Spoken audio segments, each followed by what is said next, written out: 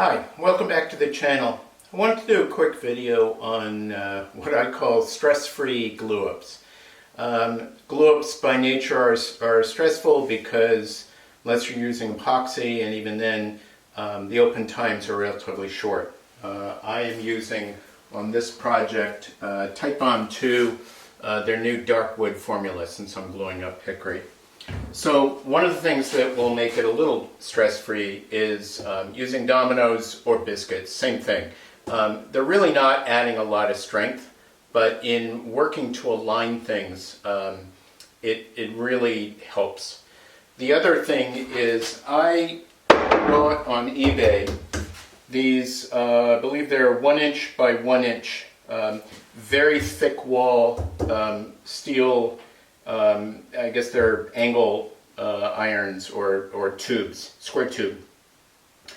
They're dead flat. I've put some packing tape or blue tape on here so the glue doesn't stick. But when you put them on a known flat surface, like my table saw and my outfeed table, they allow you to look at the glue up and ensure that it is dead flat. These have all been planed, jointed, and sanded with 80 grit to get rid of some of the tiny inconsistencies. So these are 3 boards glued up. The other thing is that I'm only gluing up 2 of my 3 panels. The more you break it up, the easier it is, the less you have to worry about open glue times. What I'm going to do now is put in my dominoes, dry for now. These I cut myself. It's super easy. Joint and plane. This happens to be from a walnut offcut. I'll pop these in to make sure that my boards are evenly aligned. The other thing I'm going to do is I'm going to use these clamps, which I'll show you. They happen to be from Woodpeckers. They were reasonable, as unlike some woodpecker stuff, although I love the quality of theirs. I use their engineer's rules. These I'll use, and I'll show you over each of the joints to make sure that where the joints meet on both ends, this is dead flat. So I did a quick rejoint on all 4 edges of the boards. To play it safe, I jointed the edges with each board folded into each other. I had a tiny bit of a gap, and I tried hand planing it, and it still wasn't really tight. So when you join 2 boards together and you fold them into each other and then run them over the jointer, you're guaranteed that if one is off 1/4 of a degree, the other is going to be off that same 1/4 of a degree. And again, these steel square beams are going to really help me with alignment. Particularly when I look underneath, I'll be able to see if there's a tiny gap anywhere. Basically some light coming through between the board and the beam.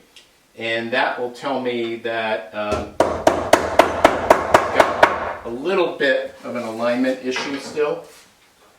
And I'll just put some extra clamps on that.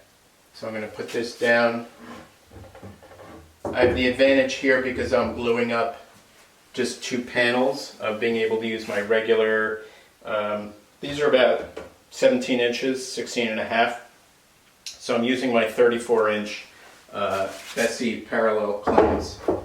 Getting these in, I'll put a clamp on it, and I've got tons of alignment marks on here. I'm gluing up only 2 sections of the 3 because it's just I can focus on this joint, and then once this joint is all secure, then I will be able to focus on the next joint. So I'm going to put these clamps in now. Got a tiny bit, maybe 3/30 seconds rise on this. So you'll see the space is underneath.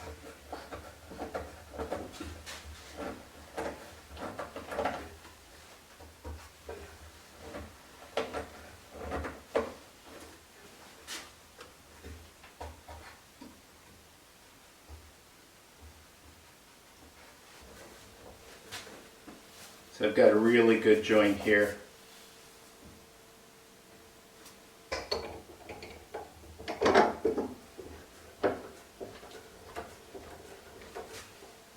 So now I'm pretty much dead flat there. So now I'm going to start tightening these up. I have some long clamps which actually are not Bessie. I forget which brand they are. Sometimes they do a little bit of a better job. They have a little more pull on them. So I'm going to take a shop towel that's very lightly moistened. This is also more so that I can see the joint. With the glue squeeze out, I want to make sure that it's not covering up a gap. So now I'm going to go with my usual over and under.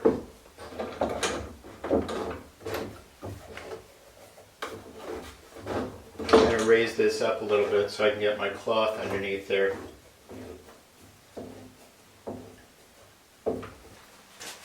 I'm pretty much dead lined.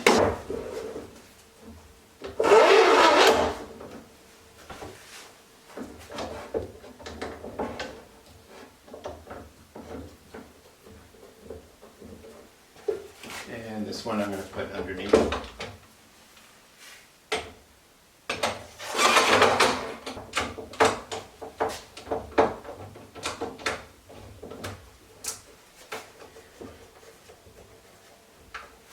So I'm going to continue to wipe off a little bit of glue squeeze out. Make sure these joints are tight. So I'm going to put this rule on here. And turns out I have a tiny bit of a rise there. So I'm going to check the rest of it. Okay, that is dead flat.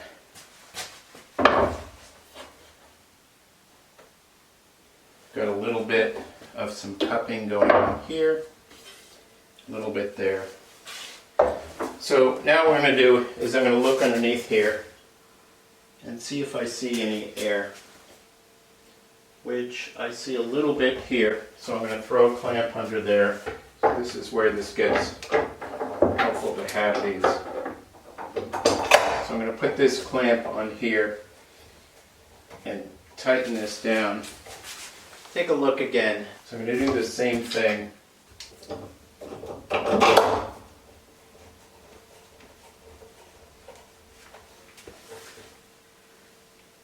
So now this is dead flat all the way across. If it's not dead flat on the top, it means that as I jointed this and planed it, I have a little rise. And that could be from a little bit of over tightening. So I'm actually going to loosen this up. See if that takes care of it. Like some other woodworkers, I also have one resource. It's a very large lumberyard that has a 56-inch drum sander. So oftentimes on a big panel like this, I think this lumberyard I can rent the drum sander for $50 an hour, and normally 15 minutes, 2 passes will take care of this. Got a tiny bit of a rise here, so I'm going to clamp that same way I did on the other one. I have enough that I can do them top and bottom. I may put one in the middle on here. So I've added this top I-beam here. It really can't bend. So I now have my square, my rule here. This is dead flat here. This has the tiniest bit of a rise here. So I can probably take care of this just with my low angle jack plane. Probably just a tiny bit off there. So again, I hope this helps to deal with what could be stressful glue ups. Again, these really help to align the joints. Lots of clamps, not too much pressure on them. These steel I-beams, again, I put really well worth it. So I keep 6 of these and on big panels like this, they come in really handy. So more to come.